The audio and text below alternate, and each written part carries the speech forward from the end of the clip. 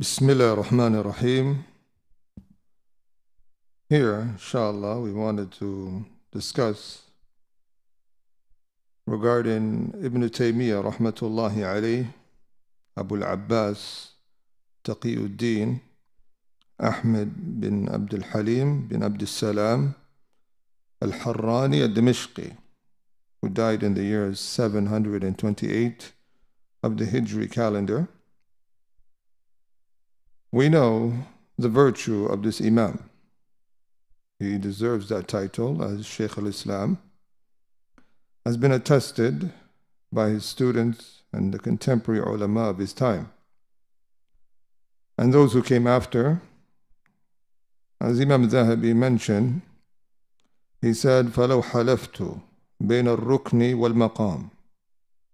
If I were to make a dramatic oath between the corner of the Kaaba, of the Yemeni station of the Rukn al-Yamani and the Maqam Ibrahim, لَحَلَفْتُ أَنِّي مَا رَأَيْتُ مِثْلَهُ. I would make an oath that I haven't seen someone similar to him. وَأَنَّهُ مَا رَأَى مِثْلَ نَفْسِهِ. And that he hasn't seen someone similar to himself. And there's a clip online by Shaykh Al-Bani rahmatullahi alayh titled Zikr, of the mentioning of some of the fada'il, the merits and virtues of Ibn Taymiyyah. And in that clip he states, saying that this statement, that the person perhaps didn't see someone similar to himself, a lot of the times is done for exaggeration, to emphasize the virtue of an Imam.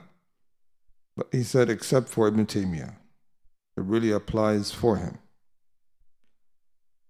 So Ibn Taymiyyah, he is a remarkable, legendary Imam. And what we want to focus is a number of topics. Perhaps later on we can divide and make it separate clips. But the first part, Manhaj Ibn Taymiyyah, was built upon al-adl. It was built upon being just and fair, even towards his opponents. And he states this in his book, Minhaj al-Sunnah, volume 5, page 157, فَأَهْلُ السُّنَّةِ يَسْتَعْمِلُونَ مَعَهُمْ الْعَدْلَ وَالْإِنصَافِ.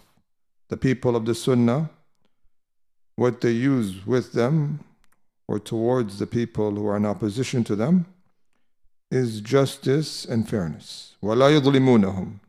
And they do not wrong them. فَإِنَّ الظُّلْمَ حَرَامٌ مُطْلَقًا. Verily, oppression is haram absolutely. And also Ibn Taymiyyah, in the same book, page 126, volume 5, he says, إِنَّ الْعَدْلَ وَاجِبٌ لِكُلِّ أَحَدٍ عَلَى كُلِّ أَحَدٍ فِي كُلِّ حَالٍ. Being just is compulsory for everyone upon everyone else in all circumstances. And he said, oppression is haram, absolutely. It's not permissible in any circumstance. So Ibn Taymiyyah rahmatullahi alayh, a lot has been said regarding how he was towards his opponents. Books have been written, books such as The Mawqif of Ibn Taymiyyah min al-Asha'ira, how was Ibn Taymiyyah's stance towards the Ash'aris. Also books, separate treatises written, Mawqif Ibn Taymiyyah min al-Sufiyya, how was Ibn Taymiyyah towards the Sufis. And also regarding the topic of him being someone that would pardon and forgive. We want to speak about these discussions because at times people will relay certain speech from these incidents in his life, and they would perhaps take it out of context or remove certain background information that's vital to understand it as a whole. Because sometimes some people create this image for Ibn Taymiyyah that he was someone not like the other ulama. Like some of them say that he's different to Imam Muhammad bin Abdul Wahhab al-Najdi. He's different to the scholars of our time, different to a lot of the scholars of the past. They misrepresent Ibn Taymiyyah. And also, they forget to mention that Ibn Taymiyyah, he lived in an era that was very challenging. And it was very complex in terms of the different things that he had to deal with.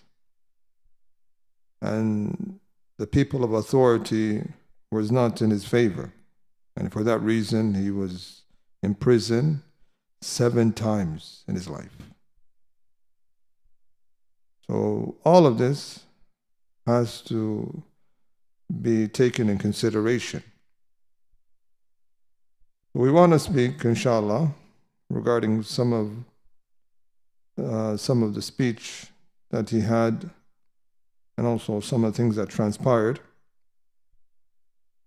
And we're going to perhaps divide it in the following. One segment will be regarding how was Ibn Taymiyyah towards the Ash'aris.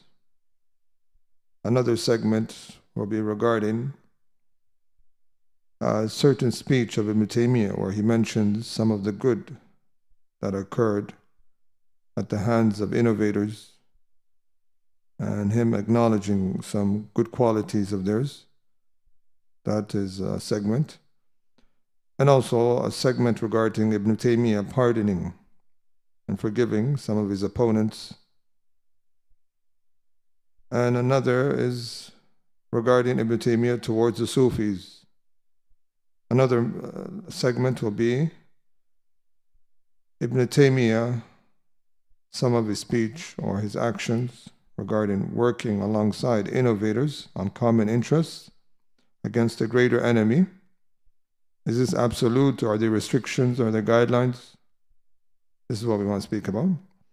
But bearing in mind, those that come out now and ascribe to Ibn Taymiyyah certain wordings to justify their behavior now.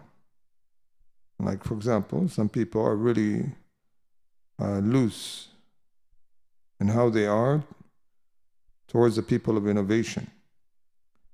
And they are seen to do things that really oppose how Ibn Taymiyyah was.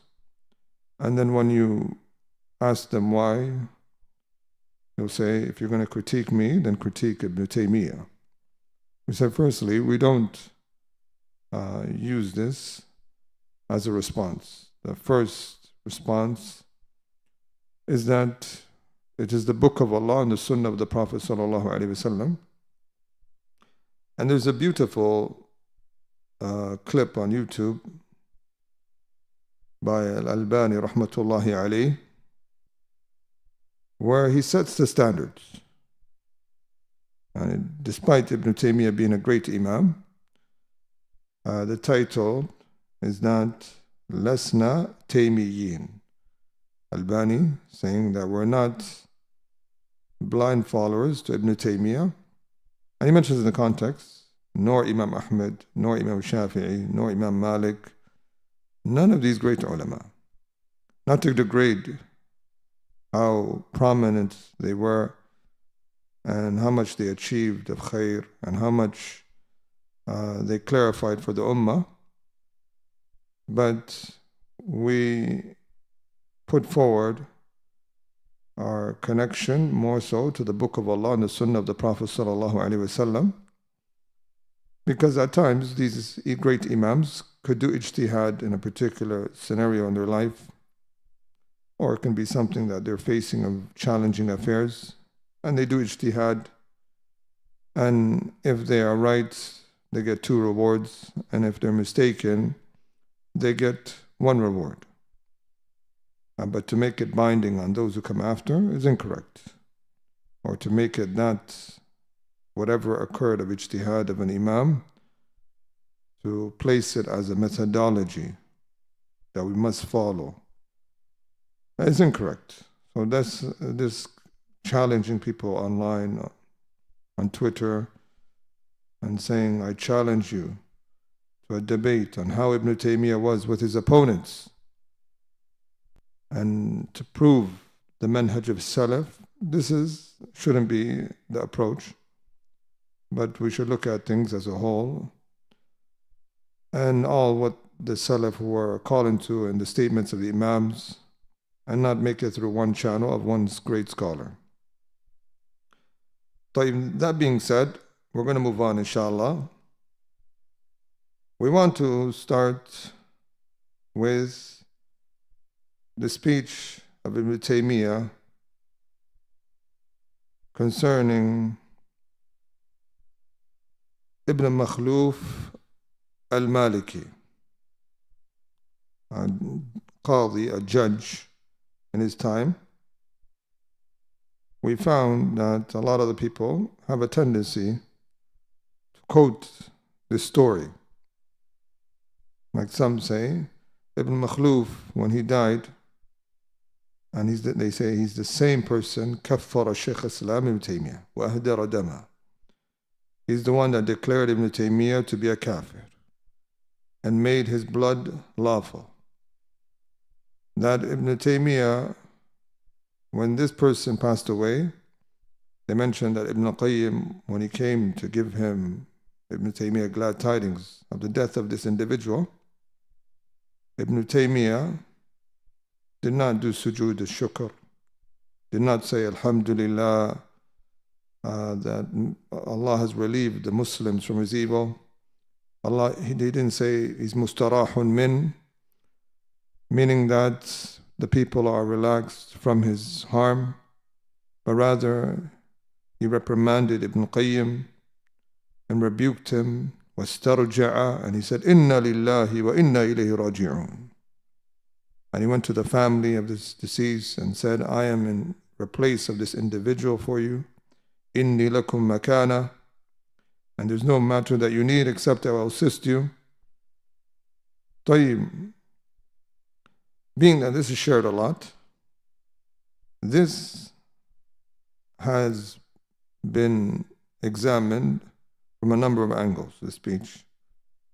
Firstly, was this Ibn Makhluf, the deceased?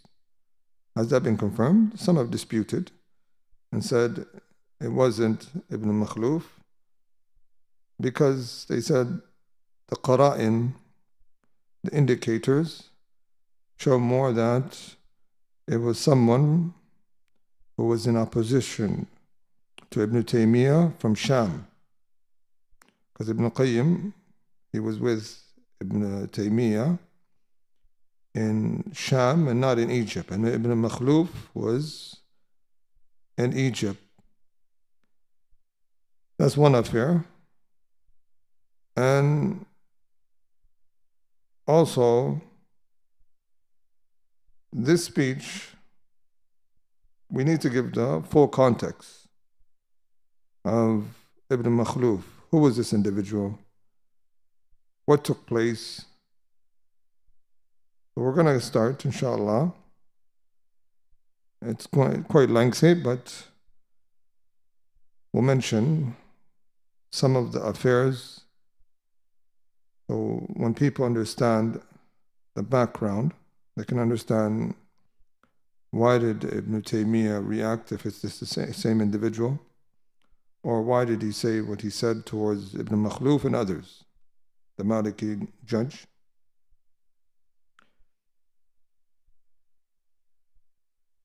So in Majmu' al-Fatawa, volume 3, page 234, Ibn Taymiyyah, he speaks about the case that was ongoing against him. He says, قُلْتُ لَهُ إنما دخل في هذه القضية ابن مخلوف وذاك رجل كذاب فاجر قليل العلم والدين. And so he's mentioning to someone else that Ibn Makhluf got involved in the court case, and he is someone that is a great liar, evil individual, has little knowledge and little uprightness in deen. فجعل يبتسم لما جعلت أقول هذا كأنه يعرفه وكأنه مشهور بقبح السيرة. So when I was mentioning this, Ibn Taymiyyah is saying about this individual, Ibn Makhluf, the person started to smile as if he knew and recognized what I was mentioning about this individual, and that he was known to have a repugnant biography or a history. And Ibn Taymiyyah goes on to say, وَقُلْتُ مَا لِابْنِ مَخْلُوفٍ وَالدُّخُولِ فِي هَذَا هل ادعى أحد علي دعوة مما يحكم به? Why is Ibn Makhluf getting involved in this? Did anyone make a claim against me, an allegation that he could rule by? And then he goes on to speak about his expertise and his level of knowledge, Ibn Makhluf. He says, وَابْنُ مَخْلُوفٍ لَيْسَ مِنْ أَهْلِ الْعِلْمِ بِذَلِكَ وَلَا التَّقْوَى فِيهِ. Ibn Makhluf is not from the people of knowledge regarding this, nor the people of piety. So this is one affair, if you can see. Then he goes on to mention, وَقُلْتُ لَهُ, from his speech, أَنْتُمْ مَا كَانَ مَقْصُودُكُمْ الْحُكْمُ الشَّرْعِي وإنما كان مقصودكم دفع ما سمعتموه من تهمة الملك. He said, your intention regarding all this allegation and this court affair and these matters being brought against Ibn Taymiyyah wasn't to seek the legislative ruling in the matter, but your intention was to ward off some accusation that was brought relating to seek power or an affair of the kingdom. So this is what Ibn Taymiyyah is mentioning. There's more to it.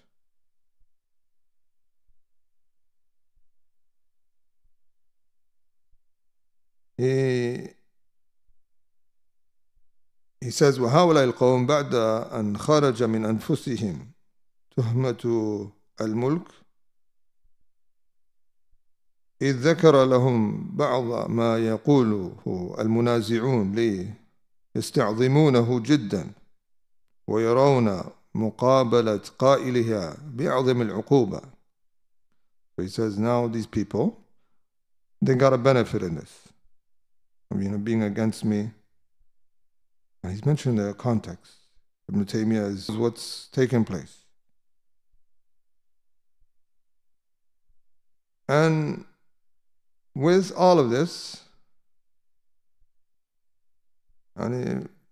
despite people who had in that time all sorts of motives against Ibn Taymiyyah and certain things, it was not all black and white. There was a lot to it. So, if you read further, you'll see that how Ibn Taymiyyah describes further the matter.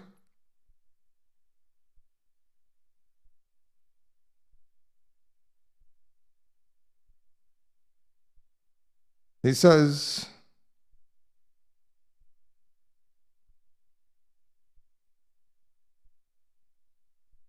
فإن كان له دافع وإلا فالجماعة كلهم معذورون. Volume 3, page 258, Majmu' al-Fatawa. If they have a motive, or else all of these individuals are excused. And then he says, وَقُلْتُ لِلرَّسُولِ ما لابن مخلوف ونحوه في أن يتعرض إلى علم الدين الذي غيره أعلم به منه.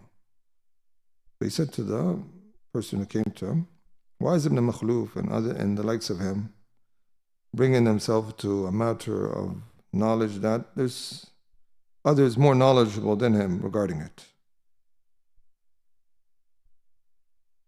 And then he goes on to also to say, وَلَكِنْ أَنْتُمْ مَا كَانَ مَقْصُودُكُمْ إِلَّا دَفْعُ أَمْرِ الْمُلْكِ لِمَا بَلَغَكُمْ مِنَ الْأَكَاذِيبِ.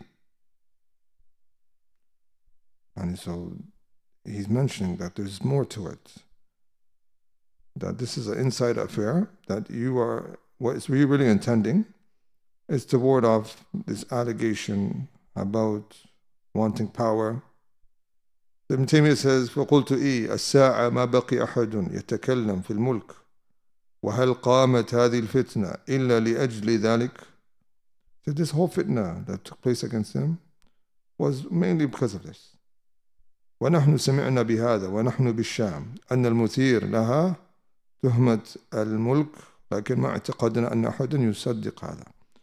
He said, we heard about this when we were in Sham, that what drove all of this was an allegation of power, but I never thought that someone would actually believe in this. But you can see more, and even mentions that some of the things that transpired between the judges and the people of authority in Egypt, a lot of it was certain things between themselves, that they would cover up and help on certain things.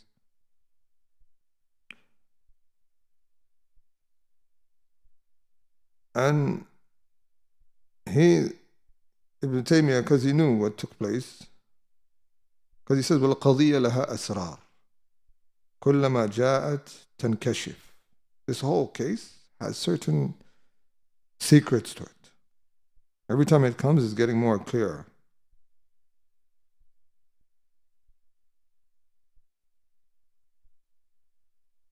And he would say to the messenger when he was in prison, as the person said to him, فَقَالَ لِي فَمَا الَّذِي أَقُولُهُ لِنَائِبِ السُّلْطَانِ. What should I say to the representative for the ruler? He said, فَقُلْتُ سَلِّمْ عَلَيْهِ. Give him my salams. وَبَلِّغْهُ كُلَّ مَا سَمِعْتَ. And convey him all this which you've heard. So the person said, هذا كثير, this is too much to convey to him. فَقُلْتُ ملخصه أن الذي في هذا الدرج أكثره كذب. And the summary that everything was, a lot what had been said about me was lies. A lot what had been said about Ibn Taymiyyah was lies, and there was motives to it.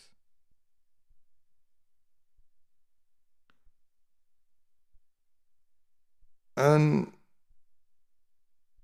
Ibn Taymiyyah, with all of this,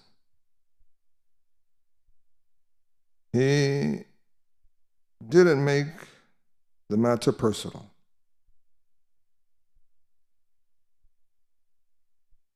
To the point that he said,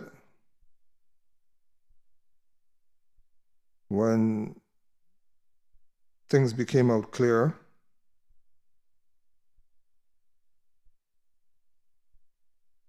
he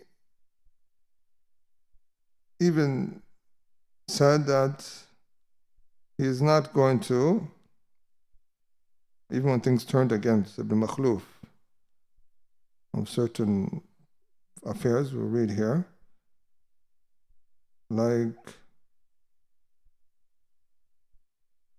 Ibn Taymiyyah mentions, because initially he says, وَهَذَا الَّذِي يَخَافُهُ مِنْ قِيَامِ الْعَدُوِّ ونحوه في المحضر الذي قدم به من الشام إلى ابن مخلوف فيما يتعلق بالاستغاثة بالنبي صلى الله عليه وسلم.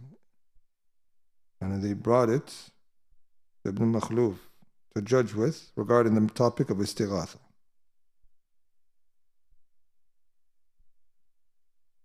And this matter is important because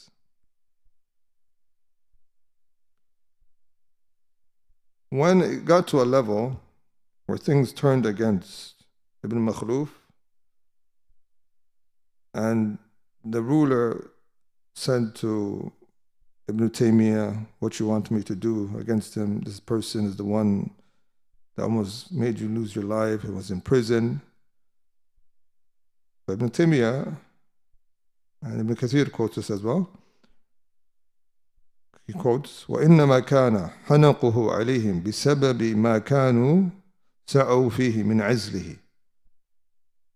And the ruler started to be in favor of Ibn Taymiyyah merely because these people that were enemies of Ibn Taymiyyah also tried to do something else against him and tried to get him out of power. فَفَهِمَ الشَّيْخ مُرَادُ السُّلْطَانِ. So Ibn Taymiyyah, he knew what was up, that this is now something personal, it's not about the deen now. So Ibn Taymiyyah used the opportunity to not be in support of something that is personal. فأخذ في تعظيم القضاء والعلماء وينكر أن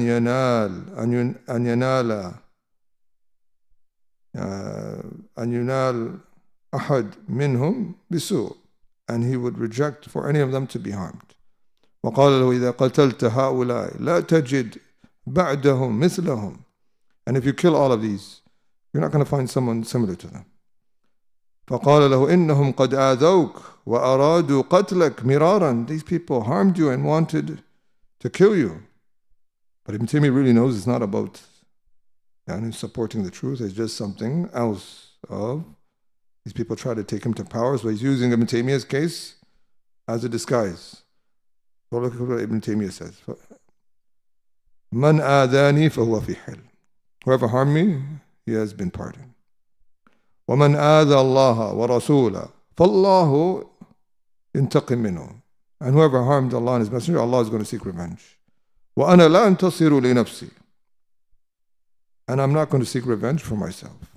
And he doesn't want it to be a personal affair. So the pardoning of Ibn Taymiyyah for Ibn Makhluf and some of these judges against him was in this context, when he's seen that it was going to be used for this motive, under disguise of Ibn Taymiyyah support, but it wasn't really supporting the truth. وَمَا زَالَ بِي حَتَّى حَلَمَ عَنْهُمْ السُّلْطَانُ وَصَفَحَ. And Ibn Taymiyyah did not cease to hold this position until the ruler pardoned these individuals.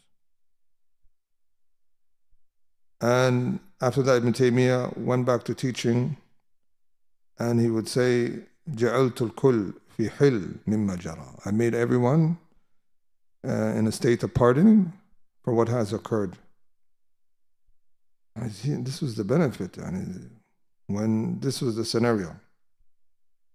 And also, to give context, there were some judges that had correct aqeedah.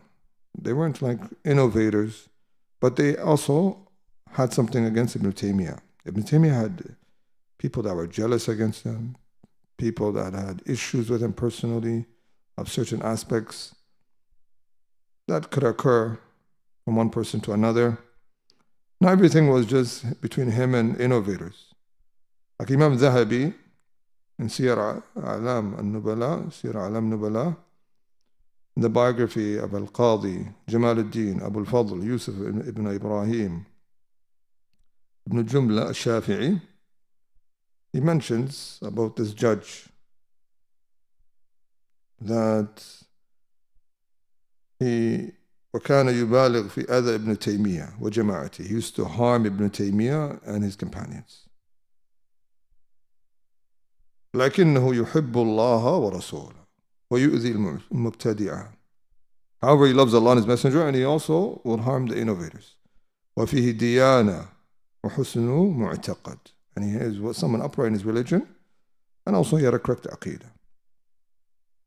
So when you find that sometimes Ibn Taymiyyah, how he's dealing with some of the judges or the opponents, sometimes it's not only just this affair. He's dealing with an innovator, probably dealing as well with someone who was upright in creed, but supported Ibn Taymiyyah's opponents against him for one reason or another, personal affairs.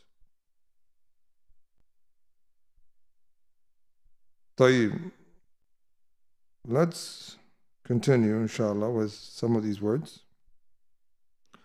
So Ibn Makhluf, he said, ما رأينا مثل ابن تيمية حرضنا عليه فلم نقدر عليه وقدر علينا فصفح عنا He said, we haven't seen like Ibn Taymiyyah. We tried to instigate against him and we weren't capable. And he was capable, but he pardoned us and even defended us. Mentioned by Ibn Kathir and Bidayah wa Nihaya. So there was benefits to this, because like Ibn Taymiyyah, he also says, ومما ينبغي أن يعرف به الشيخ أو ومما ينبغي أن يعرف به الشيخ أني أخاف أن القضية تخرج عن أمره بالكلية ويكون فيها ما فيه ضرر عليه وعلى ابن مخلوف ونحوهما. Ibn Taymiyyah has seen that there was a greater harm going to take place. So he's saying that this whole case could come out of its affair and become something like a bigger issue and become a problem for the ruler and also Ibn Makhluf and the likes of them.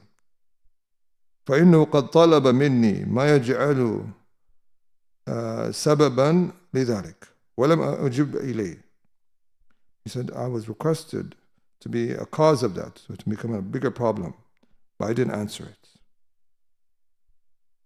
And so when you read this, you can get more background information. And a lot of people, they don't mention this when they're speaking of who was Ibn Makhluf and why was Ibn Taymiyyah acting towards him like this. I want to give some common words that is shared about Ibn Makhluf when Ibn Taymiyyah said he will not aid his enemies against him.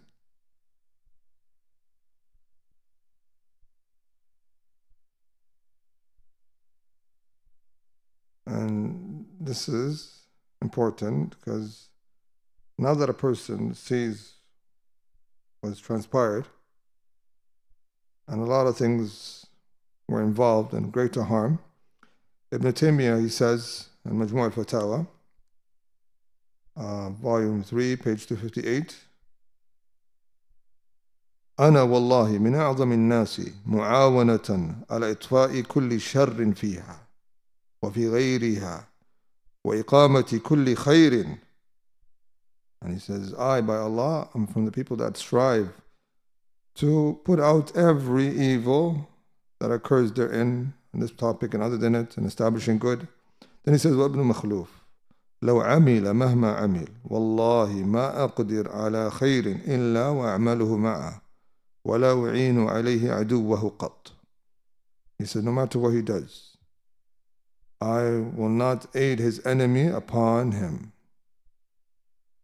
And so this is some of the, I think I'm referring to what took place, because he wants to put out a greater harm that was going to take place. We mentioned it was going to تخرج عن أصل القضية, and it was become another affair.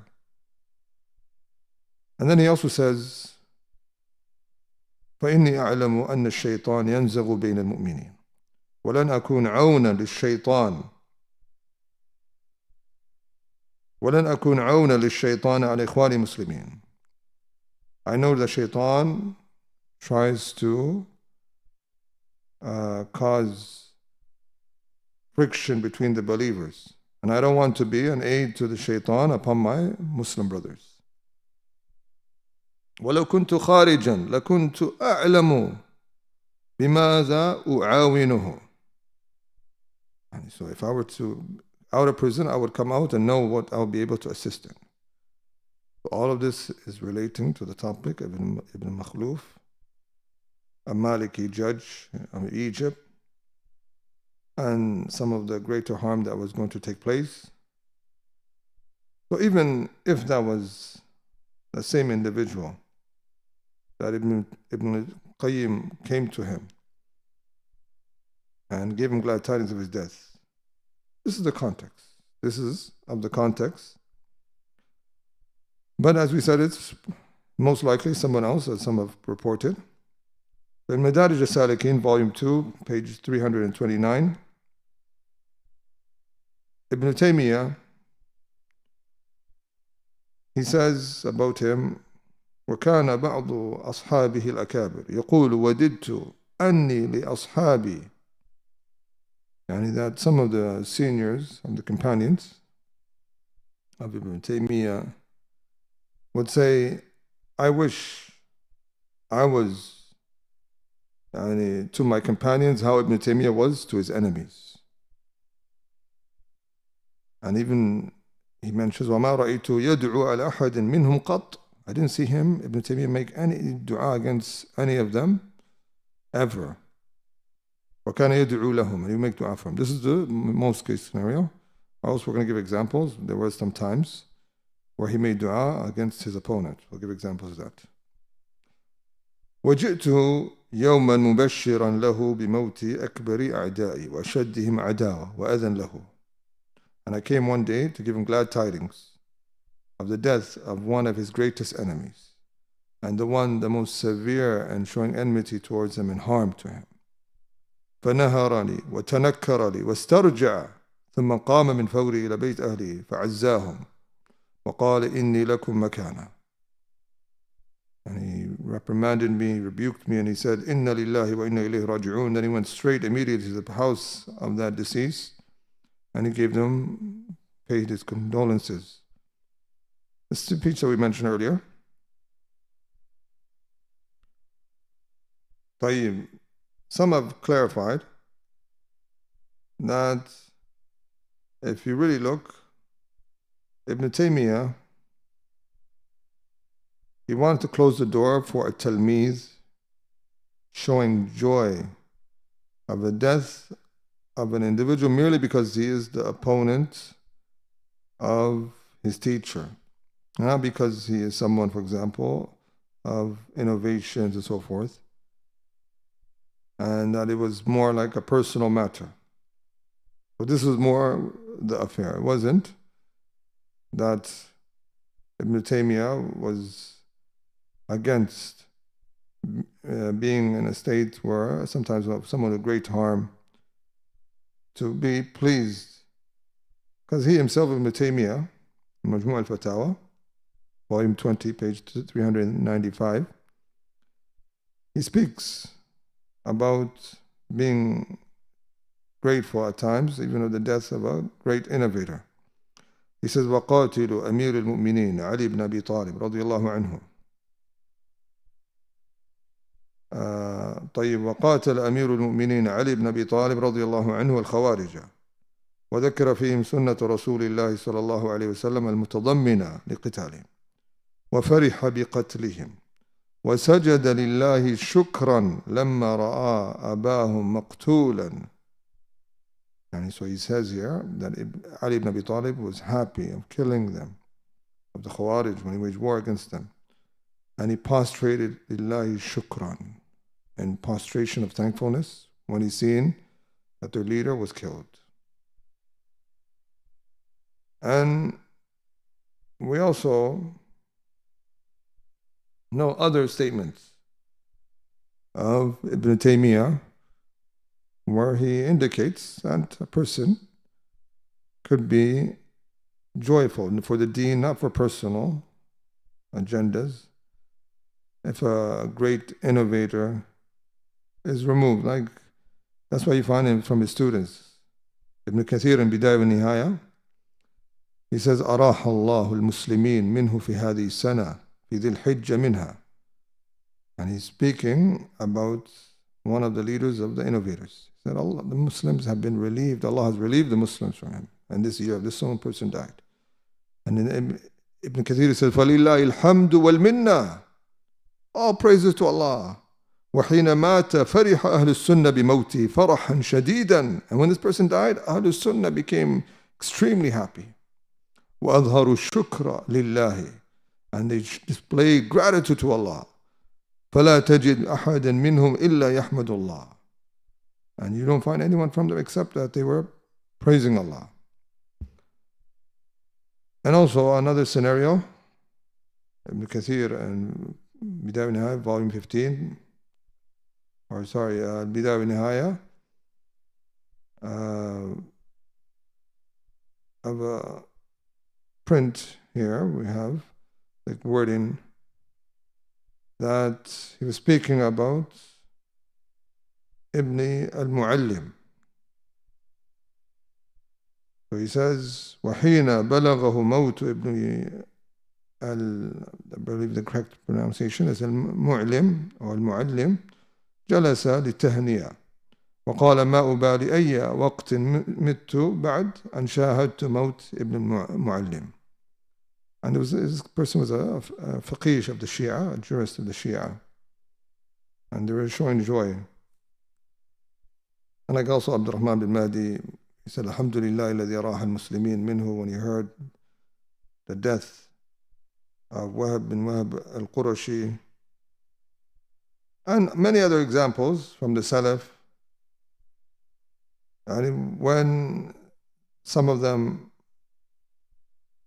heard about the death of al-Marisi, they said, if it wasn't for a place not suitable for prostration, I would have done sujood al-shukr, alhamdulillah alladhi amata.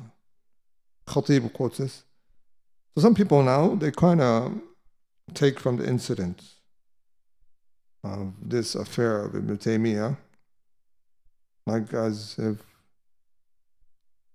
in not all cases, and we're speaking about, but there's some cases where joy could be displayed, especially if and when a person looks into the matter and sees there's no greater harm. Another thing too, some people, they don't understand the fact that you could do ta'ziyah. Like Fawzan was asked about an innovator. He says, if you're trialed with someone, like you work with them, or certain people, and you deal with them, it's from the worldly transaction, is that you show this type of goodness. He mentioned this. A person could return to YouTube for the full audio. And also, Sheikh Mbaz. Another thing too is what we're going to point out is no one is against what a lot of the Salaf were upon. Like Imam Ahmad, they asked him, قيل الإمام أحمد الرجل يفرح بما ينزل بأصحاب ابن أبي دؤاد عليه في ذلك إثم قال ومن لا يفرح بهذا.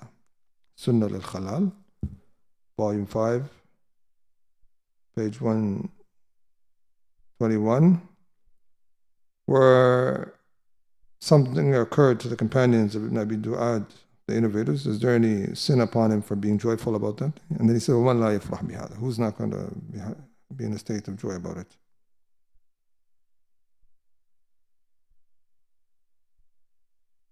So there's a lot regarding that. Just taking from one incident and then trying to reject something that's known from the Salaf and make as if Ibn Taymiyyah was against it is not correct.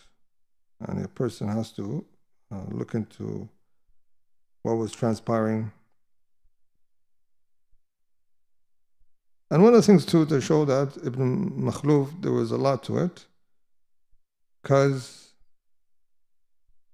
he says Ibn Taymiyyah وَادَّعَى عَلَيْهِ عند ابن مخلوف المالكي أنه يقول إن الله فوق العرش حقيقة وأن الله يتكلم بحرف وصوت فسأله القاضي جوابها فأخذ الشيخ في حمد الله وثناء عليه فقيل له أجب ما جئنا بك لتخطب.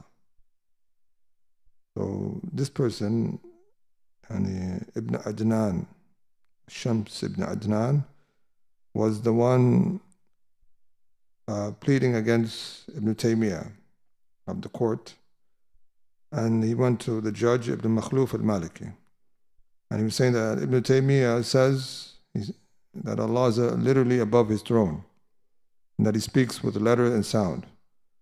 So the judge, meaning Ibn Makhluf, is asking him for his response, Ibn Taymiyyah. So Ibn Taymiyyah began by praising Allah, and the khutbah al-Hajjah basically. So Ibn Makhluf cut him off and said, we didn't bring you just to give a khutbah. فقال ومن الحاكم فيا فقيل له القاضي المالكي فقال الشيخ كيف تحكم فيا وأنت خصمي فغضب غضبا شديدا وانزعج. So Ibn Taymiyyah, he said to him, who's the judge? He said, it's the Maliki. Ibn Taymiyyah said, how are you the judge, yet you are my opponent, you're already against me. So this Ibn Makhluf, the judge, became extremely angry. And as a result, he imprisoned Ibn Taymiyyah. And so there's more to it. And there's some things about ego and so forth.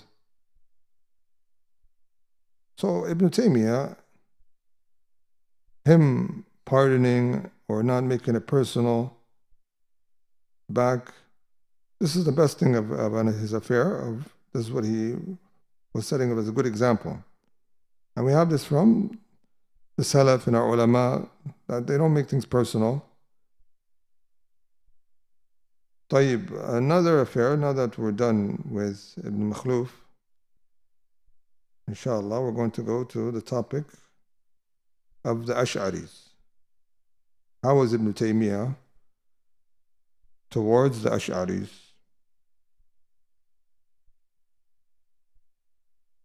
طيب, Ibn Taymiyyah, a lot of the times people don't realize that Ibn Taymiyyah, he distinguishes between the earlier Ash'aris from the latter ones, the Mutaakhirin. So the earlier ones, he refers to some of them who he sees that they were striving. Like we'll read here to some of his speech that is commonly quoted. Like here, this is a common quote they mention: وإن كان في كلام من الأدلة الصحيحة وموافقة السنة ما لا يجفت كلام عامة الطوائف فإنهم أقرب طوائف أهل الكلام إلى السنة والجماعة والحديث وهم يعدون من أهل السنة والجماعة عند النظر إلى المعتزلة والرافضة ونحوهم بل هم أهل السنة والجماعة في البلاد التي يكون أهل البدع فيها المعتزلة والرافضة ونحوهم فلما كان الأمر كذلك جاء بعض المتأخرين من أتباعهم. So here he mentions a famous quote that these Ash'aris are the closest of the people of Kalam to the Sunnah and Jama'ah. And they are considered to be Ahlul Sunnah Jama'ah when looking in comparison to the Mu'tazilites and the Rafidah. Rather, they are Ahlul Sunnah in the lands where Ahlul Bid'ah, there is the Mu'tazila and the Rafidah. Then he says there came latter ones. Because before that, and if you read a speech, let's go, and this is from the book Bayan Talbis al-Jahmiyyah, Volume 3, page 537. Within the same speech, if you go a little bit up, he mentions that فكل متكلم في الإسلام فهو من أهل البدع والأهواء أشعريا كان أو غير أشعري. And every theologian of these people of Kalam, the rhetoric, are from the people of innovation and desires Ash'ari, regardless if he's Ash'ari or not. And then he mentions Abdullah ibn Sa'id ibn Kullab and his companions.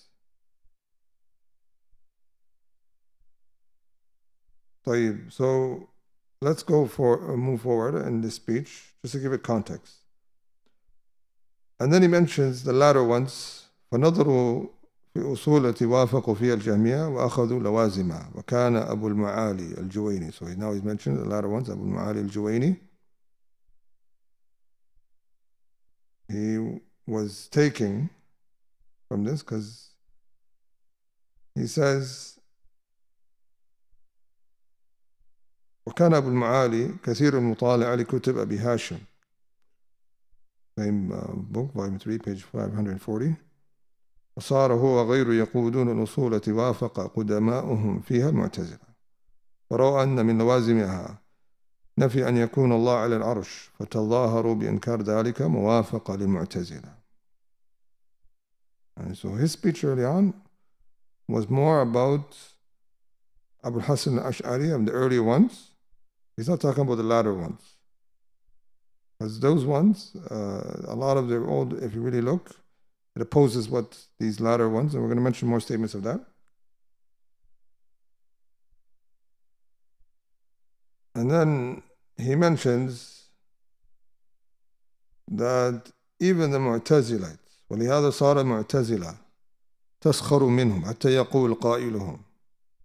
And even the Mu'tazilites start to mock these Ash'aris later on. They said even صار أكثر مناظراتهم مع الفلاسفة والمعتزلة فيها من الضعف ما أطمع أولئك فيهم. And he mentions that most of their debates, these latter Ash'aris with the Greek philosophers and the Mu'tazilites, they had weakness, and they even brought these people to have hope in them because of their hujjas, the weak hujjas. And he mentions وبسبب يعني ويستطيلون على إخوانهم المؤمنين وبسبب ما وقع في أهل الإيمان والسيف وأهل العلم والقلم وديلت عليهم الأعداء. And so he mentions that because of these people, the enemies even got control and had a better stage because of the weakness of these innovators of the latter Ash'aris. So let's move on to other speech just to give further context. Because, as we mentioned, a lot of the times people confuse. Here, he mentions about the Ash'aris and the Mu'tazila. He says, ثم أقرب هؤلاء الجهمية الأشعرية يقولون إن له صفات سبعا الحياة.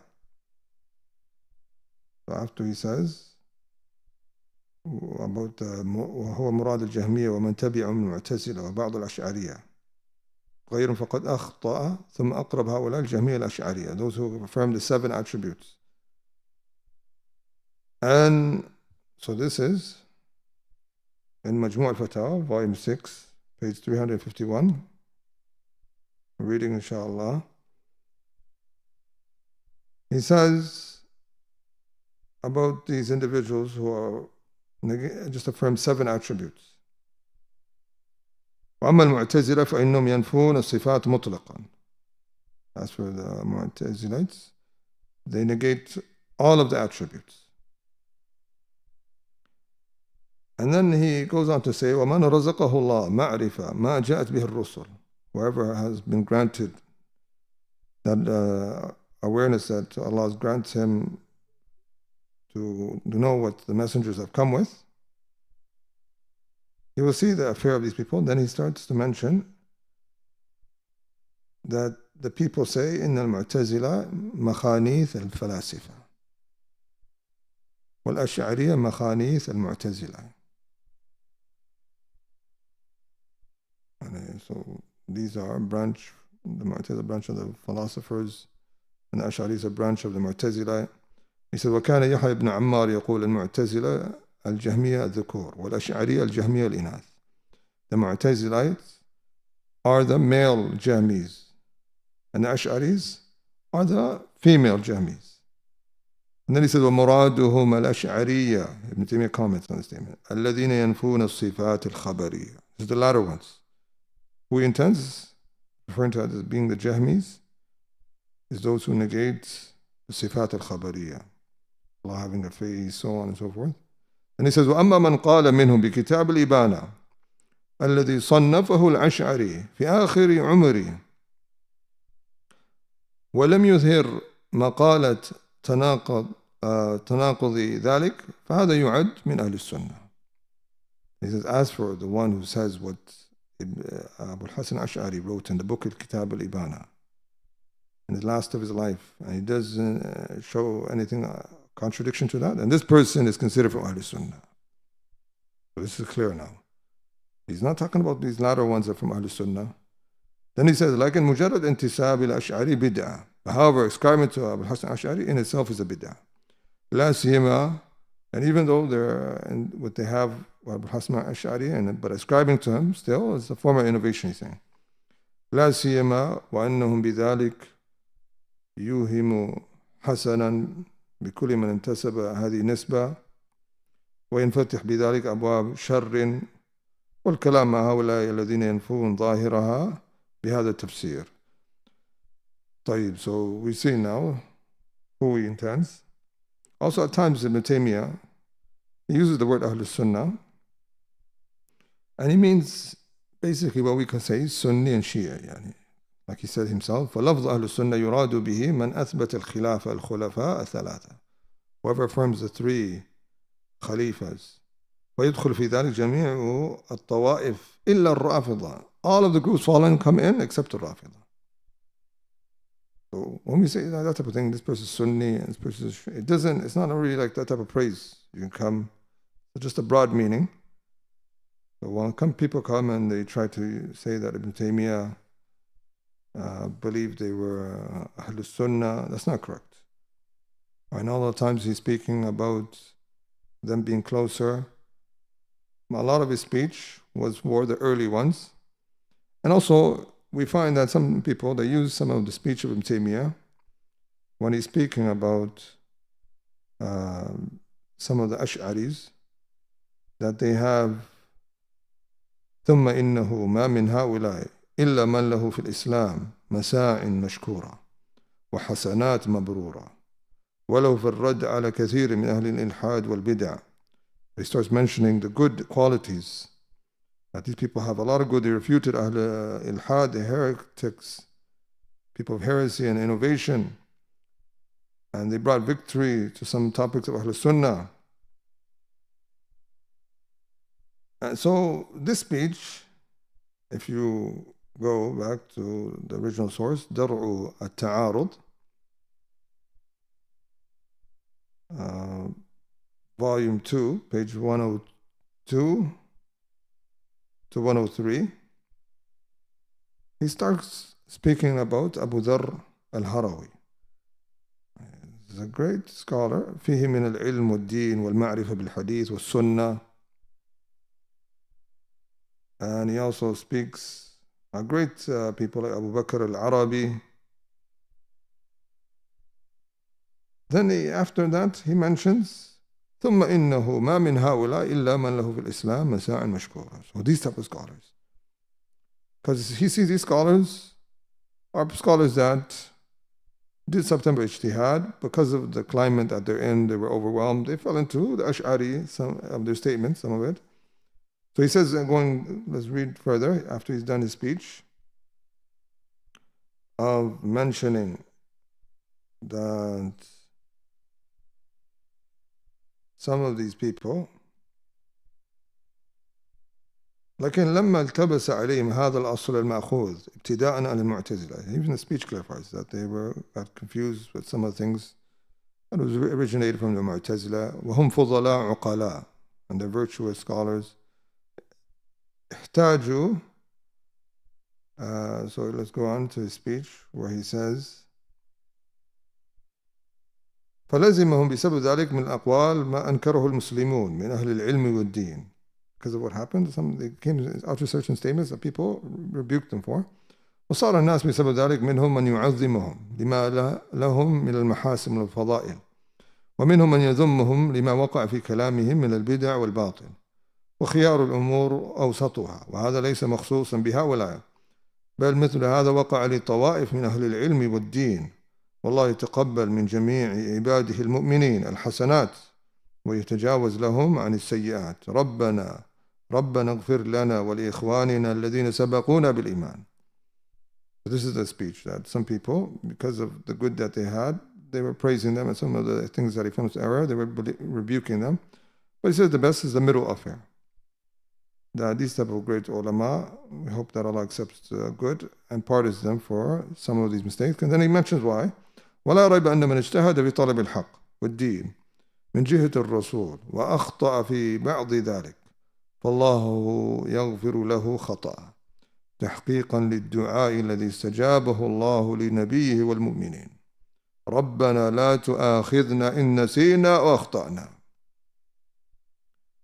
And so you can see he mentions ومن اتبع ظنه هواه فأخذ يشنع على من خالف بما وقع فيه من خطأ ظنه صوابا بعد اجتهاده وهو من البدع المخالفة للسنة فإنه يلزمه نذير ذلك وأعظم أصغر في من يعظمه هو من أصحابه.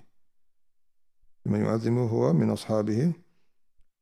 So basically he's saying that we have to use this correct measurement and yardstick and be fair. There's some people that are overwhelmed if they were trying to seek the truth, but they were mistaken. And we've seen some of these scholars that, like in another place, Ibn Taymiyyah, he gives example of Ibn al-Arabi and Ibn Hazm in some of his speech. And this is good to know. And despite him saying about Ibn Hazm, what he fell into, he clarifies وكذلك أبو محمد بن حزم فإنه يستحمد بموافقة السنة والحديث لكونه يثبت الأحاديث الصحيحة ويعظم السلف وأئمة الحديث. Then he goes on to say لكن قد خالطه من أقوال الفلاسفة والمعتزلة في مسائل الصفات ما صرفوا عن موافقة أهل الحديث في معاني مذهبهم في ذلك. So he started mentioning excuse. He got mixed with some of the أقوال of the Falasifa and the Mu'tazilites. And he mentions about this affair that he fell into. And that's why you find he clarifies in some of the wordings وَلَمْ يَتَبَيَّنْ يعني له, it wasn't really clarified to Ibn Hazm, and he makes excuses for him in some of his speech.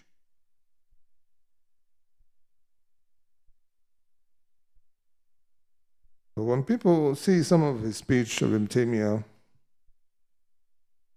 like for example, he says وإذا اجتمع في الرجل الواحد خير والشر وفجور وطاعة ومعصية والسنة وبدعة استحق للموالاة والثواب بقدر ما فيه من الخير واستحق من المعادة والعقاب بحسب ما فيه من الشر. He said it's possible that a person could have good and evil with him. And then you have allegiance, decision according to what he may have. And that's why you find like Sheikh Muqbil, when he speaks about Ibn Hazm, he said, خدم الدين خدمة جليلة. And he brought service to the religion. وإن كان في أوائل المحلة بما يتعلق بالعقيدة زلت قدمه فهو خدم الدين خدمة عجيبة ووقف في وجوه المبتدعين المقلدين. And even though he made a slip up in the topic of Aqeedah and some topics, but he served the religion greatly and he stood against the Mubtadi'een. And so a lot of the speech, they make excuses for some of the ulama. Like here's the exact wordings of Ibn Taymiyyah or Ibn Hazm. وَلَمْ يَتَّفِقْ لَهُ مَنْ يُبَيِّنْ لَهُ خَطَأَهُم. And after he's saying وغلطه في ذلك بسبب أنه أخذ أشياء من أقوال الفلاسفة والمعتزلة عن بعض الشيوخ ولم يتفق له من يبين خطأهم. He didn't really find someone to clarify these things for him. So when you find some of the speech of Ibn Taymiyyah, like speaking about some of these ulama, he excuses some of them that didn't reach the truth. For example, he says, وهذه الأقوال التي يكفر قائلها قد يكون الرجل لم تبلغه النصوص الموجبة لمعرفة الحق وقد تكون عنده ولم تثبت عنده أو لم يتمكن من فهمها وقد يكون قد عرضت له شبهات يعذره الله بها. So this is مجموع فتاوى, volume 23, page 346. He said some of these statements a person can fall in disbelief by it. But because the text didn't reach this person, or reached him, but it wasn't firm, authentic to him, or he didn't really get a chance to really understand it, or he had certain doubts that Allah may excuse him by, and he's from the mu'mineen, mujtahidan fi talab al-haq, wa akhta'a, and he's from those who really try to seek the truth, and he made a mistake. فَاللَّهُ يَغْفِرُ لَهُ خَطَأً كَائِنًا مَا كَانَ. Is it كائنا here? ما كان, I think من كان, or ما كان, سواء كان في المسائل النظرية أو العملية, whether it's the matters of usul or subsidiary issues. This is from the speech. So when you find some of his speech regarding some of these Ash'aris or some of the, he's talking about some people that the truth didn't reach them. So let's go here, Majmu' al-Fatawa, volume 3, page 226. Ibn Taymiyyah, he says, وقد يكون الرجل لا يسمع تلك النصوص أو سمع ولم تثبت عنده أو عارض عنده معارض آخر أو أوجب تأويلها وإن كان مخطئا. And so he says some of these people didn't reach them the text or heard of it, or it came to them something that was contradicting them and it caused them to have this type of interpretation and they're in error. And then he gives a scenario of the man who, and he told his son that if I die, burn me and then throw my ashes in the water. And if Allah gets capability over me, He's going to punish me, punishment. So he says, فهذا رجل شك في قدرة الله وفي إعادتي. This man had doubt regarding the قدرة Allah. Like Biba says, some, not like the asl of it, but some little aspects from it. And he says, وهذا كفر باتفاق المسلمين. This disbelieves without shadow of doubt. لكن كان جاهلا لا يعلم ذلك وكان مؤمنا يخاف الله أن يعاقب فغفر له بذلك. And so he says this person was ignorant, but he was someone who feared Allah. Allah subhanahu wa ta'ala forgave him. والمتأول من أهل الاجتهاد الحريص على متابعة الرسول أولى بالمغفرة من مثل هذا. Person who has interpretation from a person of ijtihad, trying to really follow the truth, but he fell into error, even if it's matters of usul, he's saying, he's more deserving of forgiveness than this person. So this is some of the speech from Taymiyyah when he's speaking about some of the Ash'aris. And this speech of his is in the context.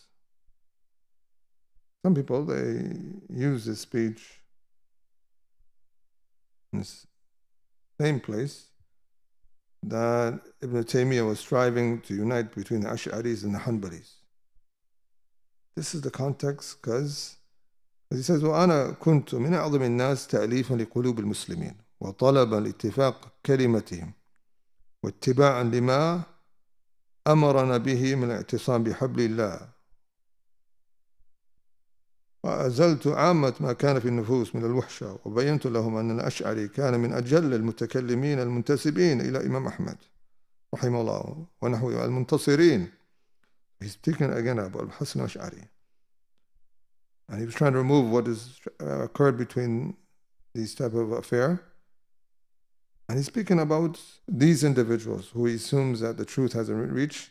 Because if you look further and we read more of his speech, he says, وأظهرت ما ذكره ابن عساكر في مناقبه أنه لم تزل الحنابل والأشاعرة متفقين إلى زمن القشيري فإنه لما جرت تلك الفتنة ببغداد تفرقت الكلمة ومعلوم أن في جميع الطوائف من هو زائغ ومستقيم. So he mentions that when it happened, the latter affair, a fitna happened and then it caused disunity. And so if you read further, he's not calling to unity with the latter Ash'aris. And he says here, from the people are upright and from the people are deviant. Za'ir, he says.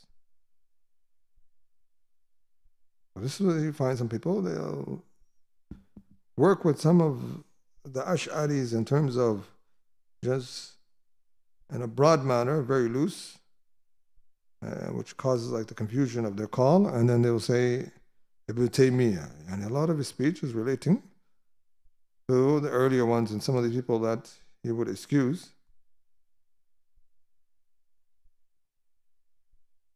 طيب, let's, and then also with him being in this scenario, Ibn Taymiyyah, he would still refute the Ash'aris, even the ones that he would excuse, some of them, he would still refute them. And most of his books a lot of them were refuting the Ash'aris. His book, for example, At-Ta'sis, is refuting who they call Imamuhum al-Thani, the second Imam, Al-Fakhr al-Razi, the one who wrote the book Ta'sis al-Taqdis, refuting him. Also the book Ibn Taymiyyah, At-Tis'iniyah, that it was refuting the Ash'aris. Also Sharh al-Aqidah al-Asfahaniyah is refuting the usul of the Ash'aris. Fath al-Hamawiyah, refuting the Ash'aris. Al-Risala al-Madaniyah as well. Al-Nabuwat, refuting the speech of al-Baqilani about the topic of prophecy. His book Iman is to refute what the definition of the Ash'aris on Iman. Al-Qa'idah al-Murakishiyya, also refuting the Malikis that went towards the belief of the Ash'aris.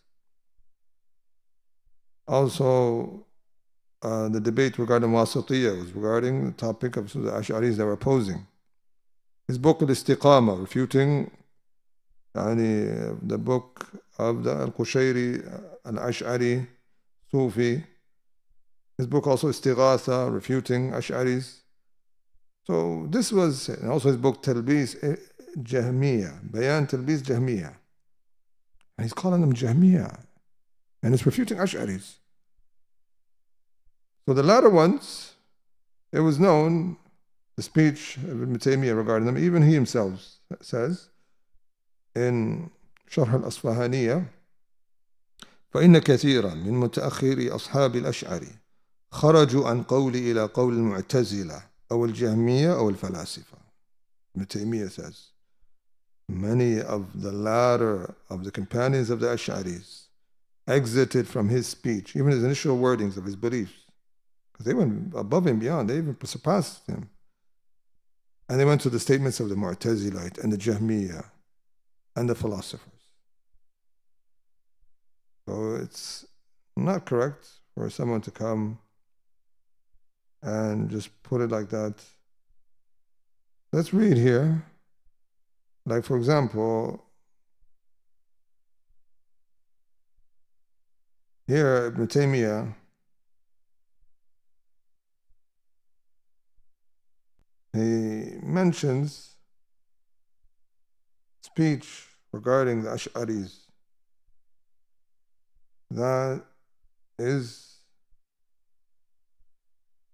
a lot of the times, like he says, when he clarifies the Ash'ari's affair, he calls them وهم الجهمية الإناث الذين ذهبوا مذهب الجهمية الأولى في أن الإيمان هو مجرد التصديق الذي في القلب وإن لم يقترن به قول اللسان ولم يقتضي عملا في القلب ولا في الجوارح. And he calls them, these Ash'aris, the latter ones, the female Jahmis, following the initial Jahmiyyat al-Ula, he says.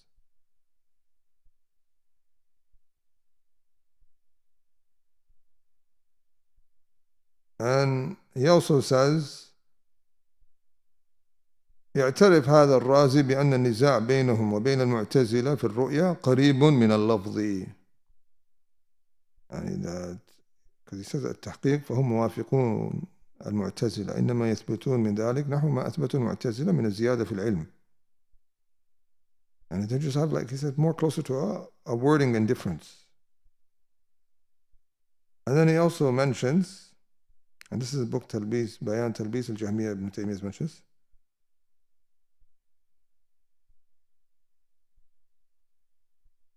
he says, وَلِهَذَا تَجِدْ هَؤُلَاءِ الَّذِينَ يُثْبِتُونَ الرُّؤْيَا دُونَ الْعُلُوِّ عِنْدَ تَحْقِيقِ الْأَمْرِ. Speaking about Ash'aris, who affirm the seeing of Allah without being in an elevated manner, that He's above, are munafiqun, يعني munafiqin لأهل السنة والإثبات, hypocritical to Ahl Sunnah. So you can see more of his speech about the Jahmiyyah. And also he says in his رسالة المدنية في الحقيقة والمجاز, ثم أقرب هؤلاء الجهمية الأشعرية يقولون إن له صفات 7: الحياة والعلم والقدرة والإرادة والكلام والسمع والبصر. Calls them again الجهمية الأشعرية. And he calls them the Jahmites from 7 attributes. And also in مجموع الفتاوى he says وتجد عامة هؤلاء الخارجين عن منهج السلف من المتكلم والمتصوفة يعترف بذلك إما عند الموت وإما قبل الموت, والحكايات في هذا كثيرة معروفة. And he says هذا أبو الحسن الأشعري نشأ في الاعتزال. So he says you find majority of these people, or the main affair of these people, that they have exited from the way of the methodology of the Salaf. And these people are from the people of Kalam, the Sufis. And then he starts to give an example of Hassan al-Ash'ari.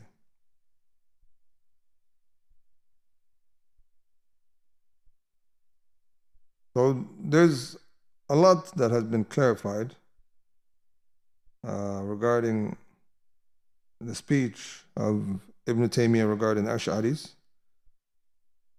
Some people, they just quote some and they leave off others. Another thing too, there's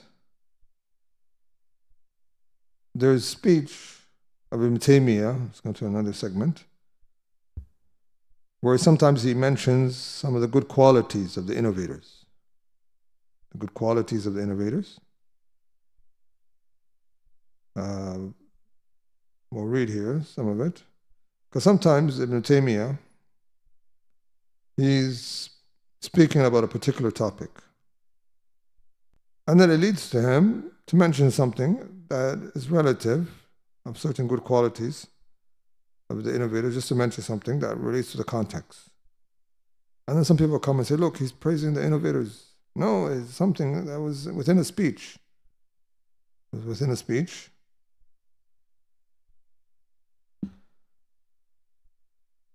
For example, in Majmu' al-Fatawa, volume 13, page 91,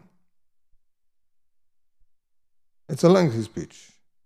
You read it further, you read all of it, you'll see that he's saying that some good may occur at the hands of a wrong person.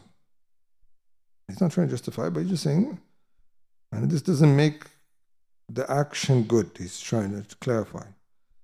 Like he's saying here that some people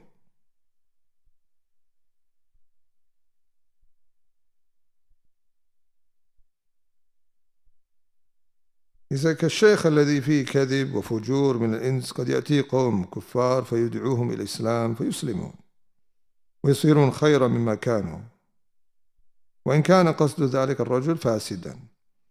He says someone will come to him, people, he's a wrongdoer, he has evil, he's lying. People, kuffar, come to him, he gives them a call to Islam, and they accept Islam, and they become better, even though the intention of that man was corrupt, he says. He said, إِنَّ اللَّهَ يُعِيدُ هَذَا الدِّينَ بِالرَّجُلِ الْفَاجِرِ. And Allah brings a hadith that Allah will aid this religion even with a wrongdoer. He says, وهذا كالحجج والأدلة يذكرها كثير من أهل الكلام والرأي فإنه ينقطع بها كثير من أهل الباطل ويقوى بها قلوب كثير من أهل الحق وإن كانت في نفسها باطلة فغيرها أبطل منها. So he said this is the same thing with the proofs that the innovators come with sometimes. even though sometimes some good may occur by with it, even though in itself it's wrong, but something that is opposed of it, there's something that can be worse than it. So he said, وَالْخَيْرُ وَالشَّرُ دَرَجَاتٍ فَيَنْتَفِعْ بِهَا أَقْوَامٌ يَنْتَقِلُونَ مِمَّا كَانُوا عَلَيْهِ إِلَى مَا هُوَ خَيْرٌ مِنْهُ. And some people, like if you look, the phase of Abu al-Hasan Ash'ari leaving from the I'tizal and going to the Ash'ari, that was better than where he was before. But it doesn't still justify. وقد ذهب كثير من مبتدعة المسلمين من الرافضة والجهمية وغيرهم إلى بلاد الكفار فأسلم على يديه خلق كثير وانتفعوا بذلك وصاروا مسلمين مبتدعين وهو خير من أن يكونوا كفارا. You can also give another example. Some of the innovators, the Muslims from the Rafid and Jahmiyyah, went to the kuffar lands, and some people accepted Islam out their hands and benefited and became Muslims that are innovators, which is better than them being kuffar. But he's not justifying the affair. He's just mentioning just the fact that some good occurs doesn't mean that halas, this is now has become a good affair. Some people come and they say, Ibn Taymiyyah, look how he's speaking, he mentioned the good quality. It's not like an absolute sense. طيب, here, also another thing too, like when they mentioned that Ibn Taymiyyah, he praised those rulers that those judges, those qudat, that the ruler wanted to kill. So Ibn Abdul Hadi, he mentions في العقود الدرية, page 298, he mentions فشرعت في مدحهم والثناء عليهم وشكرهم وأن هؤلاء لو ذهبوا لم تجد مثلهم في دولتك. And he says, I started to praise these individuals in front of the ruler. What's the reason? Because he says أخرج من جيبه. طيب, he says فهمت مقصوده وأن عنده حنقا شديدا عليهم لما خلعوه وبايعوا الملك المظفر. He had something against these individuals because they pledged allegiance to some other ruler and they would try to overthrow him. But he was trying to use Ibn Taymiyyah. So Ibn Taymiyyah said here, he started to praise because it's a lesser of an evil. And he didn't want it to be in that context of being used as a personal affair. So this is one of the affairs, inshallah. And some people, they come and they say Ibn Taymiyyah never made dua against his opponents. And go to the Tis'iniyah, where he mentions that where they're coming to him to make right a bayan, and he refused to change his belief, Ibn Taymiyyah. He says, ثم رجعا ولم يأتيا بكلام محصل إلا طلب الحضور فأغلظت لهم في الجواب. So I started becoming harsh, he said. وقلت لهم بصوت رفيع, with a loud voice, يا مبدلين يا مرتدين عن الشريعة يا زنادقة وكلاما آخر كثيرا. He said, I went off on them. I called them, oh, people that changed the religion, oh, apostates of the Sharia, oh, heretics, and other speech.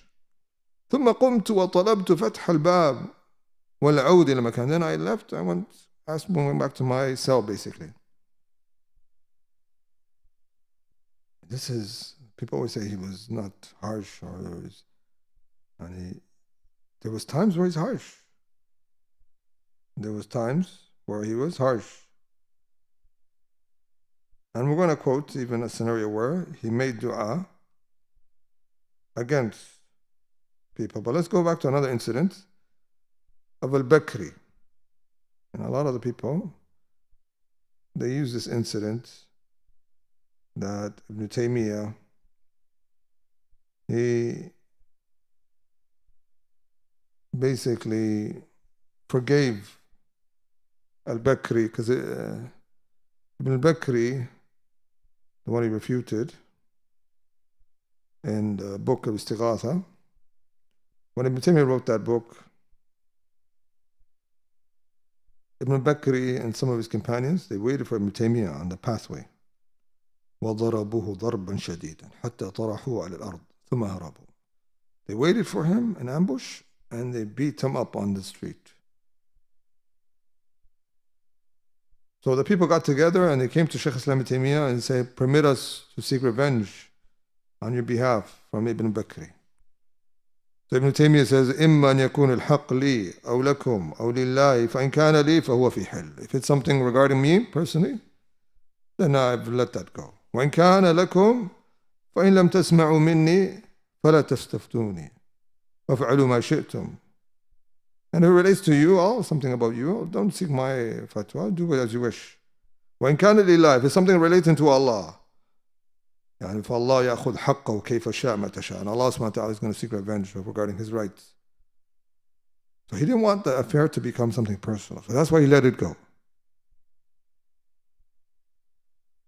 And then also, when these individuals made takfir of him, he mentions that I don't want to do takfir on them just because they did takfir on me. And it's not like that, but it's more, it has the conditions have been met, because he rescued some of these people. But Ibn Kathir, he says, وَالْمَقْصُودَ أَنَّ الشَّيْخ رَدَّ عَلَى الْبَكْرِ وَنَقَضَ أَقْوَالَ نَقْضًا. And so this is from Talkhis al-Istighath by Ibn Kathir, page 5. He says, what's intended that Shaykh Islam Taymiyyah refuted al-Bakri and nullified or invalidated his statements. نَقْضًا أَجَادَ فِيهِ وَأَفَادَ وَبَيَّنَ مَا فِيهِ مِنْ حَقٍّ وَبَاطِلٍ. And he clarified the falsehood they had and the corrupted aqidah and the likes of that. And then he says, what he did was التي تسر أهل السنة وتقر أعينهم عند سماعها وتسود وجوه أهل الأهواء والبدع. His book was enough. But as for the incident that the ruler was looking for al-Bakri and then he hid in his house of Ibn Taymiyyah and Ibn Taymiyyah let that slide and didn't tell on him. Once again, Ibn Taymiyyah, seeing there was a lot of things was transpiring between the rulers and so forth, he didn't want to be that my enemy's enemy is going to be my friend, like that concept. He doesn't want to make it like that.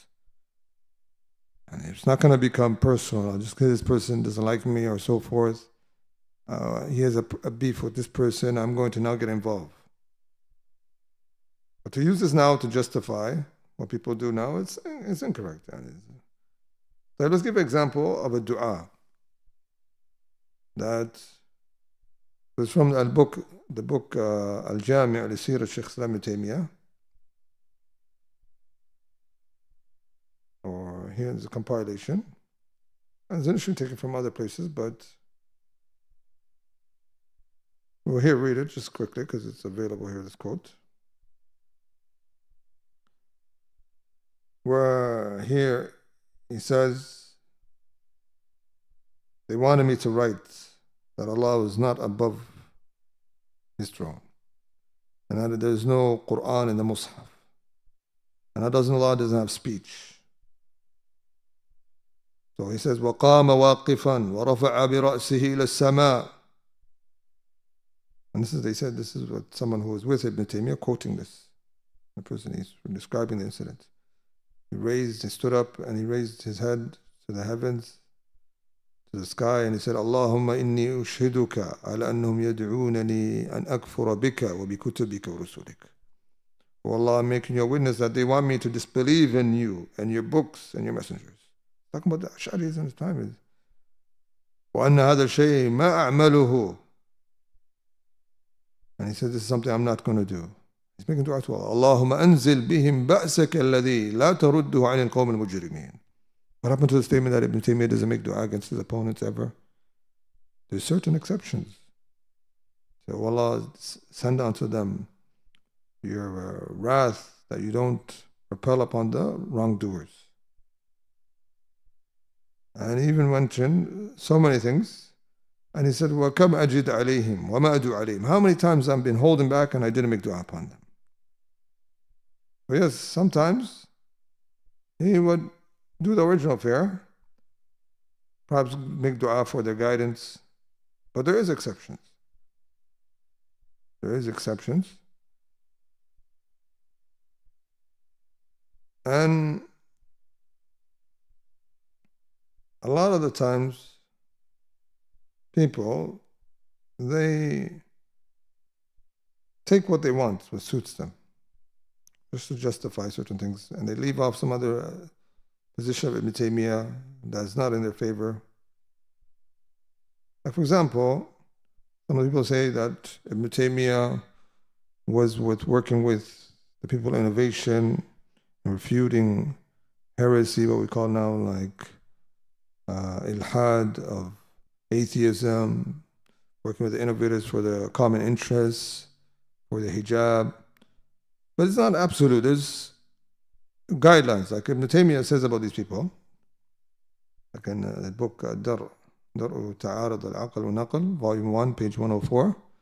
He said, وَفَتَحْتُمْ بَابًا لِكُلِّ طَائِفَةٍ بل لكل شخص أن يقدم ما رآه بمعقوله على ما ثبت عن الله ورسوله بل قررتم بهذا أن أحدا لا يثق بشيء يخبر به الله ورسوله إذ جاز أن يكون له معارض عقلي لم يعلمه المخبر ولهذا كان هذا القانون لا يظهر أحد من الطوائف المشهورين وإنما كان بعضهم يبطنه سرا وإنما أظهر له لما ظهر كلام الملاحدة أعداء الرسول. He's basically saying, you Ash'aris open up a door for all groups now to do evil now. With this intellect thing and this intellect thing regarding the text. And he also mentions, as it's important, he says, إن هذه القواعد, in his book تسعينية, volume 3, page 952, إن هذه القواعد التي جعلتموها أصول دينكم وظننتم أنكم بها صرتم مؤمنين بالله وبرسوله وباليوم الآخر وزعمتم أنكم تقدمتم بها على سلف الأمة. This is talking about the Ash'aris. وإمتها وبها دفعتم أهل الإلحاد من المتفلسفة والمعتزلة ونحوهم. You think that by the principles you brought that you've refuted the people of heresy, of the Greek philosophers, the Mu'tazila and the likes of them? هي عند التحقيق تهدم أصول دينكم. In reality, it's destroying your religion. وتسلط عليكم عدوكم, and it's going to cause the enemy to win over you. Some of these times, these people, and they cause the greater enemy sometimes to take the control. وتوجب تكذيب نبيكم والطعن في خير قرون هذه الأمة. هذا أيضا فيما فعلتموه في الشرعيات والعقليات. Saying that you're the cause. So you can see how he's speaking about them.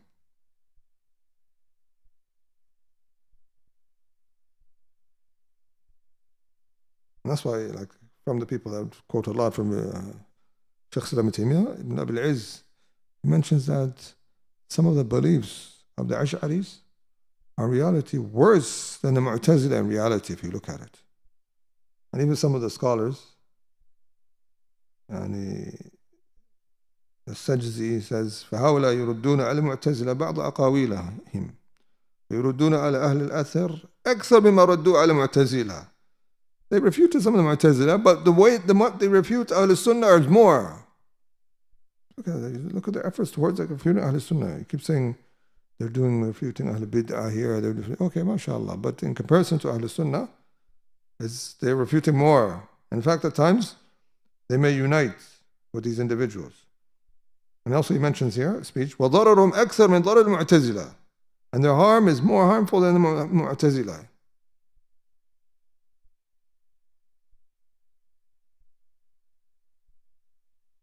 Because a lot of times people quote this. I'll give you an example. They say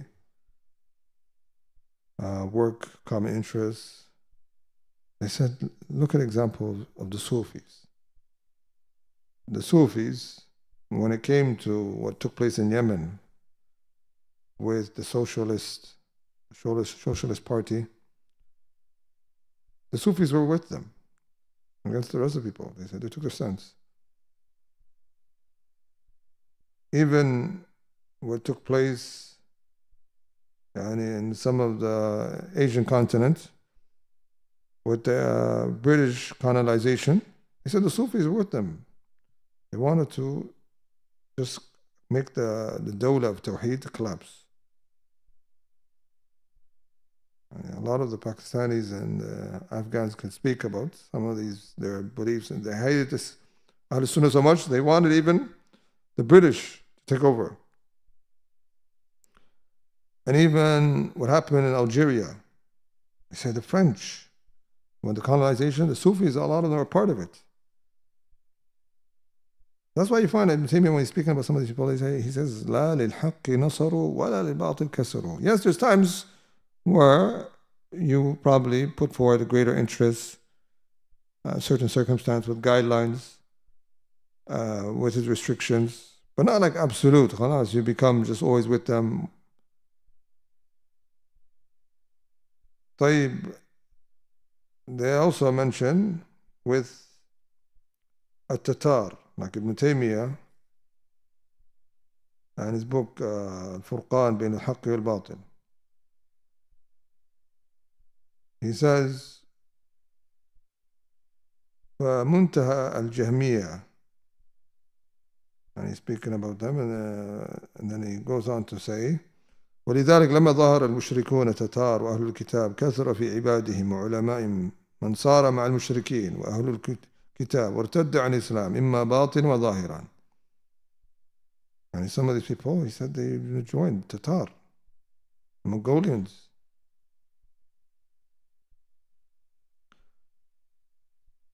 So just because they're doing some good and something, it doesn't mean that khalas, you become the best of companions with them now. Like Imam Ahmad, he said, لا تجالس أصحاب الكلام وإن ذبوا عن السنة. Do not accompany the people of speech, of kalam, even if they defend the sunnah. So just because it's something that they're defending, it doesn't mean khalas, you become the best buddies. There's still guidelines. And it also doesn't mean that you always pardon the innovator. Like, for example, Imam Ahmad, Khalif al-Mu'tasim, what took place regarding Imam Ahmad, when he said, كل من آذاه في حل إلا أهل البدع. Ibn Kathir, he mentions Bidayah wa Nihaya. This quoted, where he says, وجعل أحمد الخليفة المعتصم وكل من آذاه في حل. All of the rulers and the people, except, or Mu'tasim in particular, and the people that harmed them, pardon them. إلا أهل البدع, except the people of bid'ah. وكان يدعو في ذلك قوله تعالى وليعفوا وليصفحوا ويقول ماذا ينفعك أن يعذب أخوك المسلم بسببك. What's going to benefit your Muslim brother gets punished because of it? But he made an exception, except أهل البدع. And so this is, people don't want to quote that part. And they just want to take some general vague speech of Ibn Taymiyyah. Well, there's certain circumstances, like a person would keep a window open between him and the innovators. That could be of advice. Like Sheikh Baz mentioned this, that you do with that. Also, your hatred should be of moderation, and it shouldn't be a personal hatred. And also sometimes if it's scenarios where there's a greater benefit or something greater harm may occur, some circumstance with guidelines, a person looks into these things. And also some of the people within them, they're not all the same. Some people with good probably character, with advice, and you can probably guide them. Some of the people, they heard so much evil about the people, and they don't really see it for themselves. When they finally meet you and see your affair and your character, it's probably a reason of guidance. Reason of guidance. So let's quickly do the topic about Ibn Taymiyyah regarding the Sufis. If Allah makes it easy. How was Ibn Taymiyyah with the Sufis? And a lot of the Sufis, they say Ibn Taymiyyah calls us the Siddiqeen. We're in the elite position. And they bring this a lot to praise themselves. They said your own Shaykh praises the Sufis. And even some claim that he was a Sufi. So Ibn Taymiyyah in Majmu' al-Fatawa, he has a volume that is mainly talking about the 11th volume, where he says وَأَوْلِيَاءُ اللَّهِ هُمُ الْمُؤْمِنُونَ الْمُتَّقُونَ سواء سمى أحدهم أو سمي أحد فقيرا أو صوفيا أو فقيها أو عالما أو تاجرا أو صانعا أو أميرا أو حاكما أو غير ذلك. قال الله تعالى ألا إن أولياء الله لا خوف عليهم ولا هم يحزنون. Basically, he says there's from the allies of Allah, the walis of Allah, there are mu'mins, pious, regardless if his name is poor or Sufi or jurist or alim or businessman or ruler. But he's pointing it out. It's not just the names. And this is what another thing. Also, there's a book like the stance of Ibn Taymiyyah from At-Tasawwuf wa Sufiyya and how he's ruling with them. He mentions the Sufis are types. For example, first Ibn Taymiyyah, he sees that Sufiya Ahlul Hadith. وهم صوفية الأوائل كالجنيد والفضيل.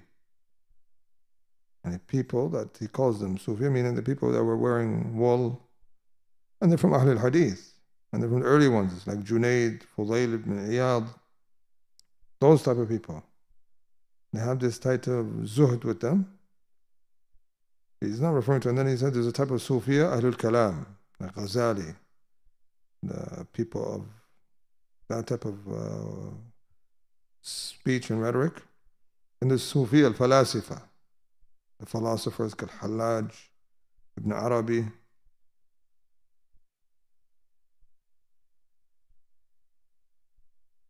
So some people, they don't know, they just take one speech of Ibn Taymiyyah and they apply it to all. Because he says in Safadiyya, volume 1, page 267, المتصوفة تار على طريق صوفية أهل الحديث وهم خيارهم وإعلامهم. And the Mutasawwifa, they're upon the way of the Sufi, but they're Ahl al-Hadith and they're the best of them. وتارى على اعتقاد صوفية أهل الكلام فهؤلاء دونهم وتارى على اعتقاد صوفية الفلاسفة كهؤلاء الملاحدة. And he's showing the heretics of them. So he mentions their levels, but you can see that some of his speech is regarding some levels, then all, not all in terms of what we're going to read. Because some people, they take his words, Ibn Taymiyyah, because he comes out clear, mentioning خارجين عن مذهب السلف من المتصوفة.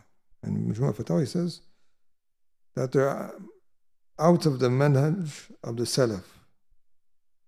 But here what he's talking about when he speaks about praising some of them, like they could be from the Siddiqeen or the Awliya.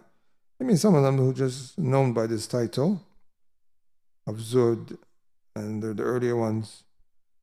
And they didn't really have some of these beliefs of the Sufis and some of their actions. Those type of individuals he's talking about. So that's where people go wrong. So we're going to try to wrap up with this.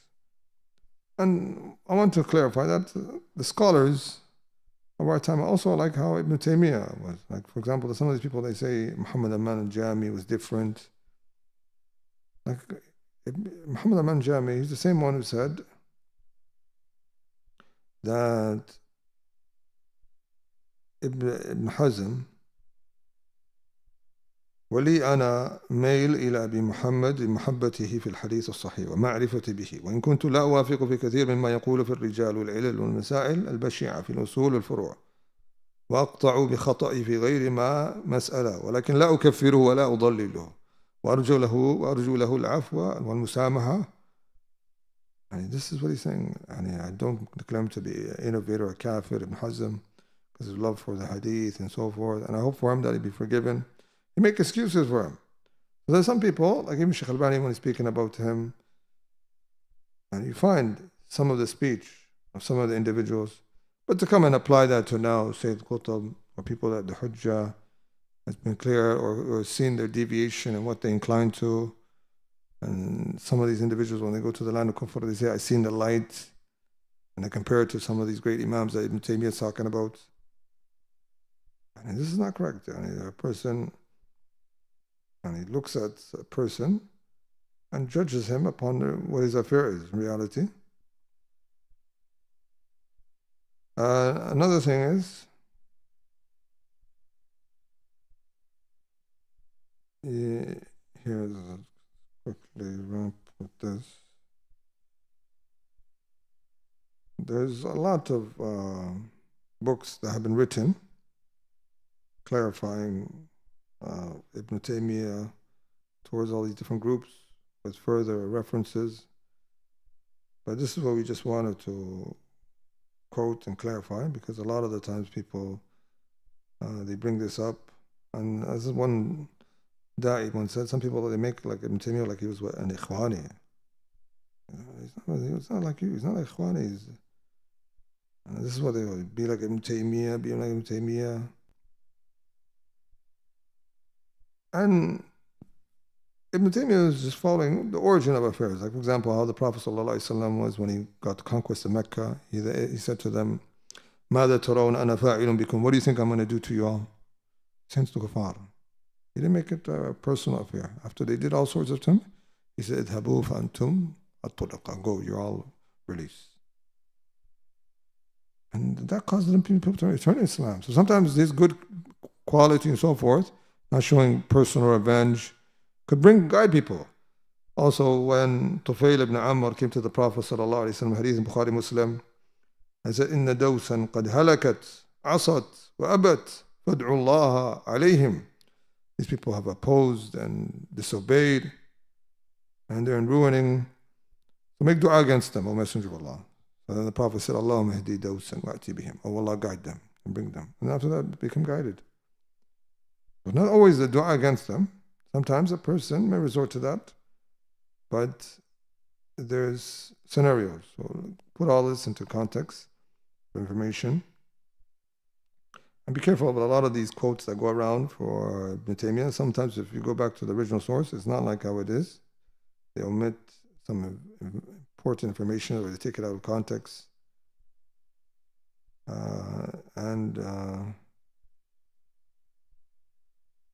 Also, when Ibn Taymiyyah is mentions some good qualities of certain things or certain people, has certain context of the certain like things we were mentioning. So this is it. It shouldn't be a level where a person misrepresents how Ibn Taymiyyah was. So this is what we want to end with. سبحانك اللهم وبحمدك نشهد أن لا إله إلا أنت ونستغفرك ونتوب إليك.